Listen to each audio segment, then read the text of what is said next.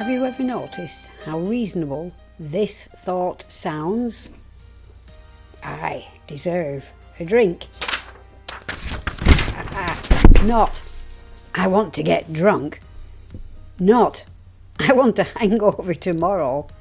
Not, I'd like to feel awful in the morning.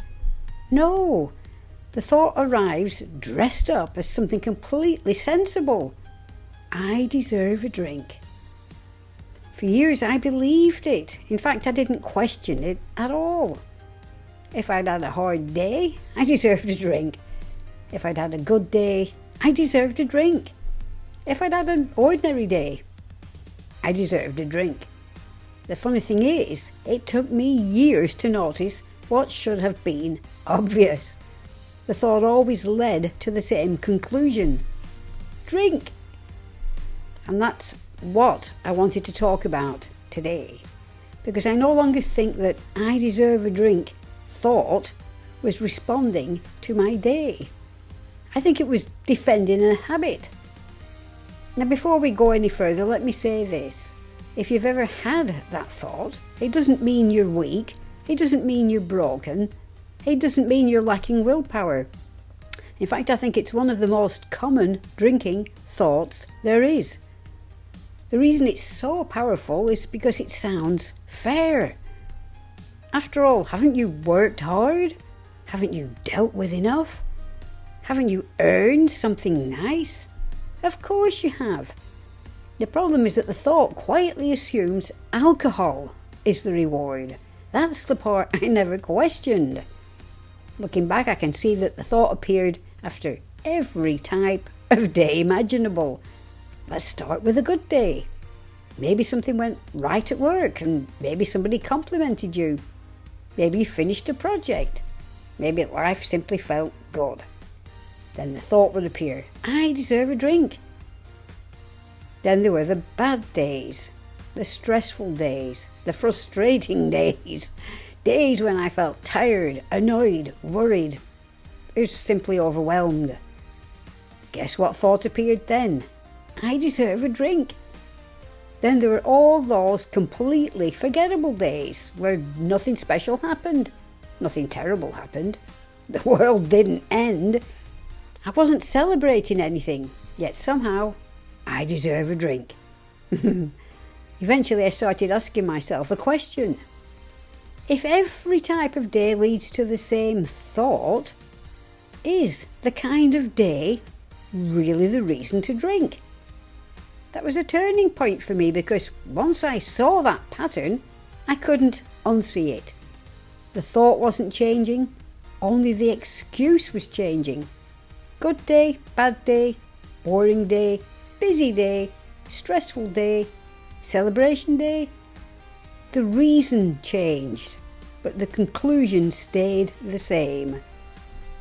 Drink. That's why I eventually stopped viewing it as a trustworthy thought. To me, it started looking more like a thought loop, a familiar script, a habit protecting itself. And here's something else I noticed. The thought seemed to get louder because it suspected I was serious about stopping. Maybe you've experienced that too. You wake up in the morning and you tell yourself, I really need to quit drinking, or I don't want to do this anymore, or tonight is going to be different. Then later that day, I deserve a drink appears.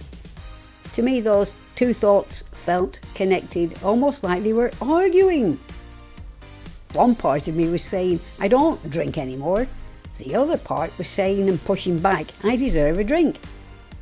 Looking back, it feels less like a craving and more like a debate. The old habit didn't want to leave quietly. It wanted to make its case, and it was very good at it. That's why simply arguing with yourself often doesn't work. The habit has had years of practice. It knows every excuse, every justification, every reason. So what did I start doing differently? I started answering the thought. Not perfectly and not dramatically, but just differently. You know, the thought would appear, I deserve a drink. And I'd answer, no, I deserve a good start to tomorrow morning. Or, no, I deserve rest, not a hangover. Or, no, that's the thought loop talking. Notice what I wasn't doing. I wasn't trying to win a philosophical debate. I wasn't trying to convince myself that drinking was evil. I was simply creating a pause, a little space. Enough space to remember what drinking actually gave me, because that's the part the thought conveniently left out. The hangovers, the regret, the exhaustion, the promises I'd made to myself, the disappointment. The thought never mentioned those things, it only mentioned the reward. And that's where my somatic marker moments became incredibly important. For those of you who are new to my work, a somatic marker moment is a powerful memory connected to a past drinking experience that ended badly. When the urge appeared, I deliberately brought those memories back into focus, not to punish myself and not to shame myself, but to balance the conversation. The drinking thought was only showing me one side of the story, the pleasant side, the relief side, the reward side. My somatic marker moments reminded me of the whole story. And once I started doing that consistently, something changed. The urge lost its power. The thought stopped sounding quite so convincing. Changing a habit isn't usually one giant decision. It's a series of smaller decisions, a series of interruptions, a series of moments where you choose not to automatically follow the old script. So if you've been hearing the thought, I deserve a drink, I'd like to leave you with one question. Would that thought still have appeared if you'd had a different kind of day?